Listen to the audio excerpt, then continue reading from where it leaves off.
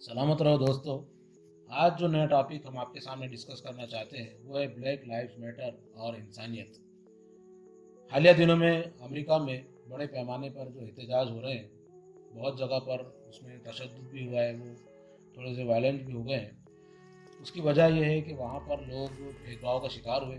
बहुत से काले लोग जिन्हें अश्वेत कहा जाता है, वो इस भेदभाव के बरसों से शिकार थे और हमेशा उन्होंने एहतजाज भी किया है। हालांकि बड़े पैमाने पर अमेरिका की सोसाइटी में कमी आई है ऐसे भेदभाव में, और बहुत से गोरों को देखा गया है कि वो बहुत से इस तरह के भेदभाव की हिमायत नहीं करते।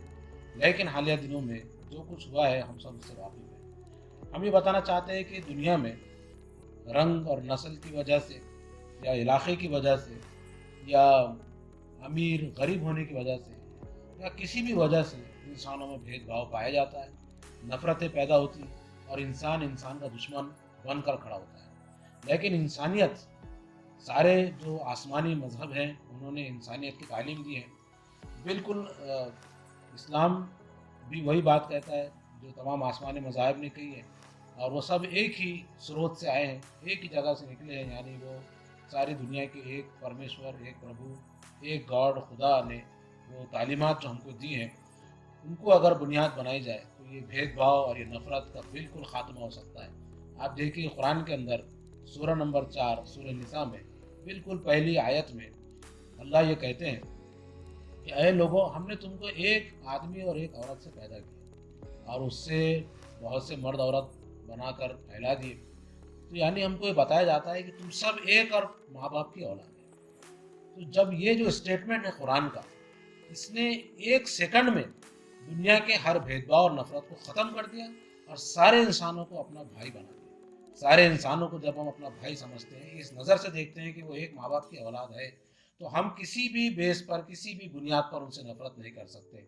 आप देखिए ग़ुलामी का जो ख़ात्मा बहुत पहले इस्लाम कर चुका है, हालांकि बहुत बाद में, अब कुछ इस सदी में, पिछली सेंचुरी में हमने देखा है कि अमेरिका वगैरह से ग़ुलामी कुछ ख़त्म हुई है। लेकिन इस्लाम ने बहुत शुरू में इसका ऐलान कर दिया था, हर ज़माने में किया है, और अपने लास्ट रिविलेशन कुरान के थ्रू भी मोहम्मद सल्लल्लाहु अलैहि वसल्लम ने ये बात कही है कि ग़ुलाम किसी को नहीं बनाया जा सकता, सारे इंसान एक माँ बाप के औलाद हैं।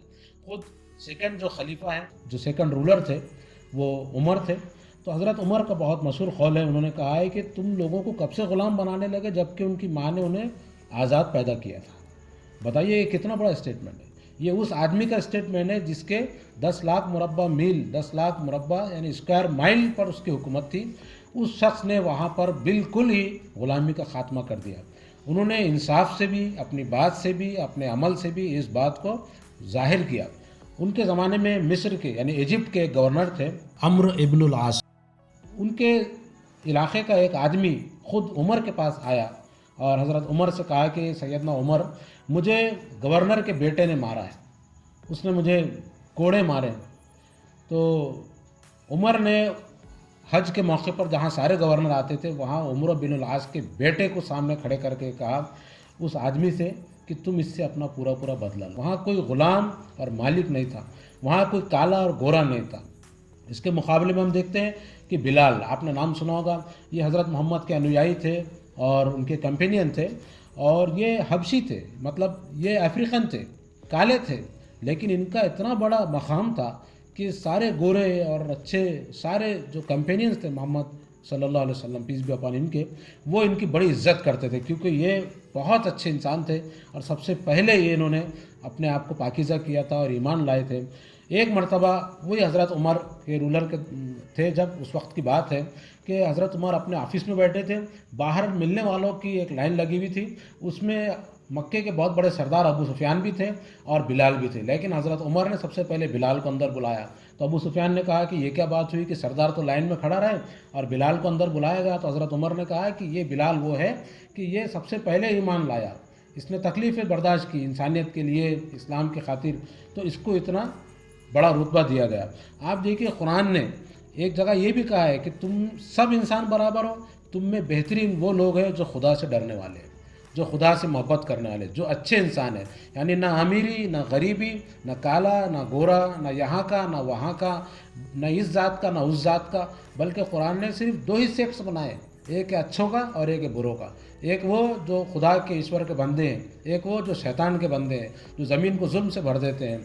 और कुरान ने कहा कि लोगों को बुरे लक़ब से मत पुकारो, बुरे अल्फाज से मत पुकारो, किसी का नाम बुरा लेके, किसी को काला, किसी को नीच और किसी को कुछ कहकर मत पुकारो।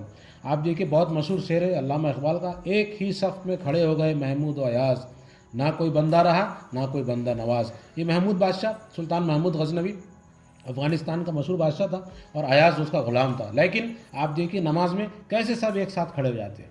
ये इक्वलिटी, दुनिया में कोई दीन ऐसी इक्वलिटी की बात नहीं करता। ज़ाहिर करेगा भी कैसे, क्योंकि जो दीन ईश्वर के पास से आया वही सच हो सकता है। और ईश्वर ने लोगों को बताया है कि सब इंसानों को मैंने अपने हाथों से पैदा किया है, अपने हाथों से इनको बनाया है, तो ये सब बराबर हैं। बस वही अच्छा है, वही आला है जो मेरे नज़दीक है, जो मेरा डरने वाला है, जो मुझसे मोहब्बत करने वाला है, जो अच्छा इंसान है, बस वही अच्छा है। तो इस्लाम ने कोई फ़र्क नहीं रखा, फ़र्क सिर्फ अच्छे और बुरे का रखा है। आप देखिए भारत में जब हमारे पास यहाँ पहला जो सुल्तान था कुतुबुद्दीन ऐबक 1206 ईस्वी में, वो ग़ुलाम था, वो सुल्तान मोहम्मद गौरी का ग़ुलाम था। ये ग़ुलामों की सल्तनत रही है शुरू के 100-200 साल, ग़ुलामों को बादशाही दे दी है इस्लाम ने। तो आप ये देखिए ये खुसूसियात सिर्फ इसमें पाई जाती है कि सारे लोग एक साथ उठते हैं, बैठते हैं। और ऐसा ही नहीं कि मुस्लिमों, बल्कि एक मुसलमान सारे इंसानों को अपने भाई की नज़र से देखता है, इंसान की नज़र से देखता है, और देखना भी चाहिए। वरना अगर वो किसी को नीचा समझेगा, किसी के साथ भेदभाव करेगा, तो इसका मतलब ये है कि वो मसावत का क़ाइल नहीं है, वो इक्वलिटी का क़ाइल नहीं है, और इसका मतलब है कि वो मुसलमान नहीं है। अगर वो तकब्बुर करता है, अगर वो अहंकारी है, तो इसका मतलब है कि वो ईश्वर का बंदा नहीं, शैतान का बंदा है। तो ये नज़रिया इस्लाम ने पेश किया है और इसकी मिसाल हमेशा मुसलमानों ने दी है। आप देखिए मस्जिद में और हर जगह लोग एक साथ में खड़े हुए हैं और सबको अपना भाई समझते हैं। ये पैगाम है जिसको अपनाने की ज़रूरत है।